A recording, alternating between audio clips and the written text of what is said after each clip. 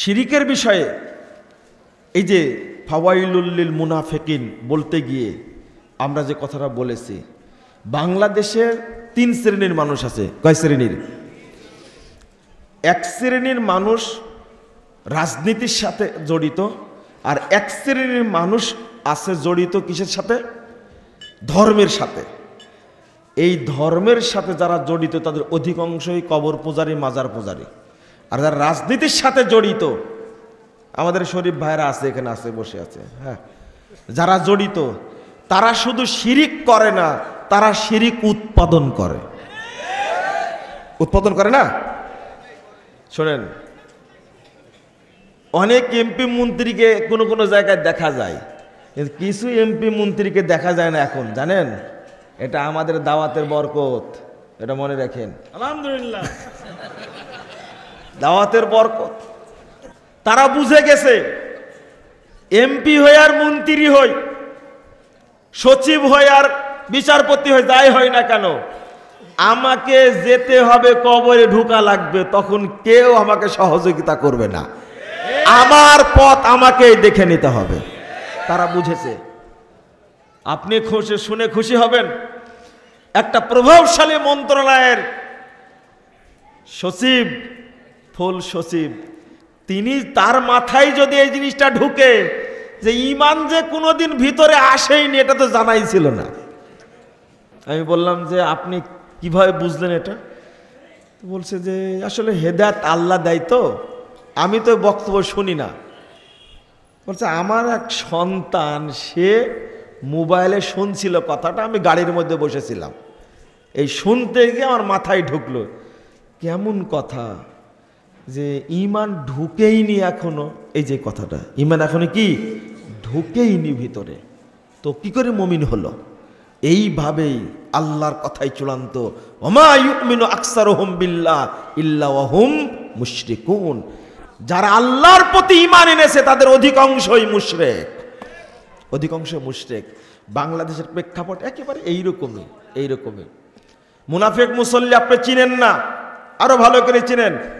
নামাজ পড়েন, জেনা করেন, নামাজ পড়েন, মিথ্যা কথা বলেন, নামাজ পড়েন, সুদ খান, নামাজ পড়েন, ঘুষ খান, নামাজ পড়েন, আত্মসাৎ করেন, নামাজ পড়েন, মদ, গাঁজা, সোয়ানি, ফেন্সিডিল সবই খান। তো মুনাফিক চিনেন না কেন আপনি? মুনাফিক মুসল্লি চিনেন না কেন আপনি?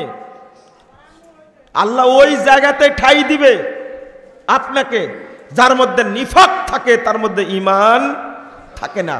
আল্লাহ রাসূল বলছেন, লা ইয়াস্তামিউ ফি কলবি আবদিন আল ঈমান ওয়াল হাসাদ। এক অন্তরে দুইটা জিনিস একত্রিত হয় না, ঈমান এবং হিংসা কখনো এক অন্তরে থাকে না। ঈমান আর হিংসাই যদি এক জায়গায় না থাকে, আল্লাহ রাসূল বলছেন লা ইয়াস্তামিআন, দুইটা জিনিস এক জায়গায় হয় না, ফি কলবি আবদিন আশ-শুহ ওয়াল ঈমান। বখিল, কৃপণতা আর ঈমান কখনো এক জায়গায় হয় না।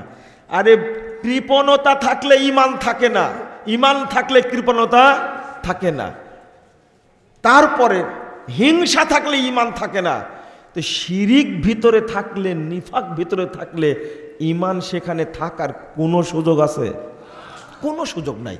হাদিসটা বুঝার মতো, আগেও শুনেছেন, 17,458 নম্বর হাদিস, মুসনাদে আহমদ। একটু শোনেন। আল্লাহ রাসূলের কাছে 10 জনের একটা জামাত আসলো। কয়জনের?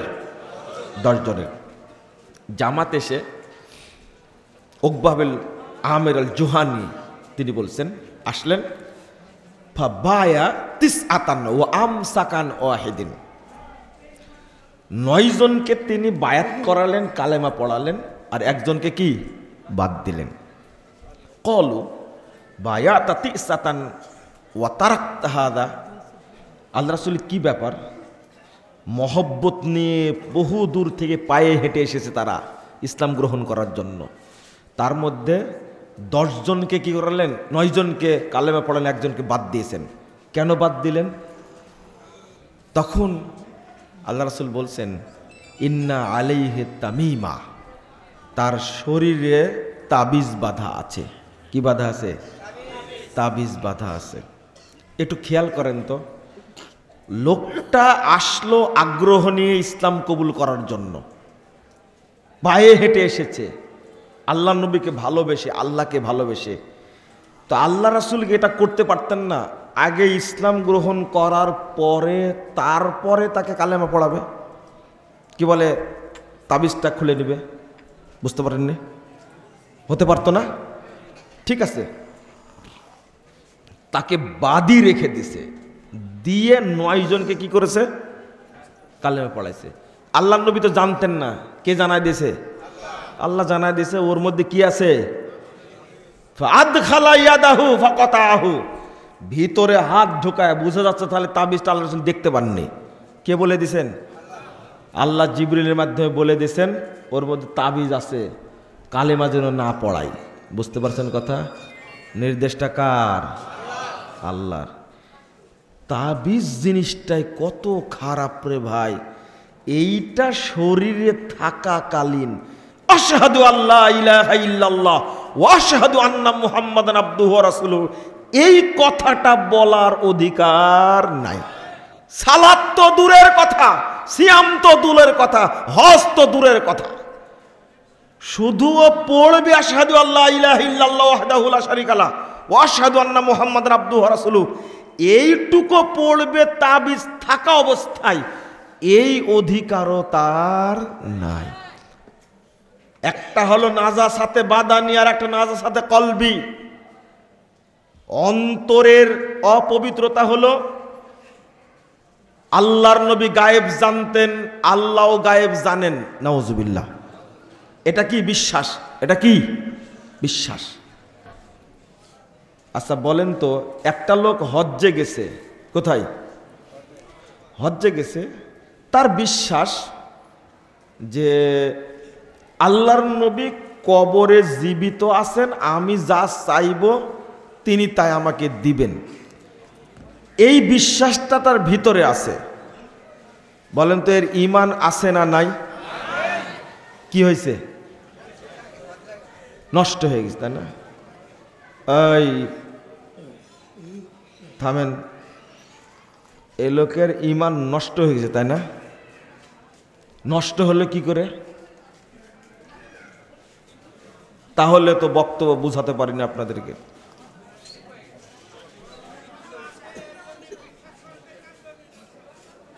তার জন্য নষ্ট হয়েছে, তাই না?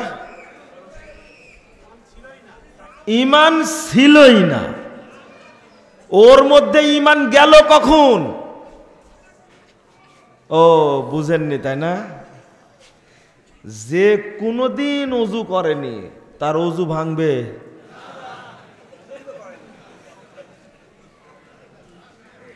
বুঝেছেন কথা? যে ওযু করেনি তার ওযু ভাঙবে?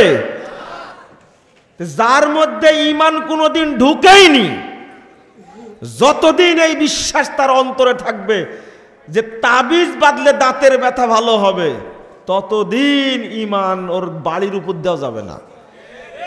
ঈমান আপনার মতো বেহায়া না, ঈমান খুব সম্মানী জিনিস, ঈমান খুব দামি জিনিস।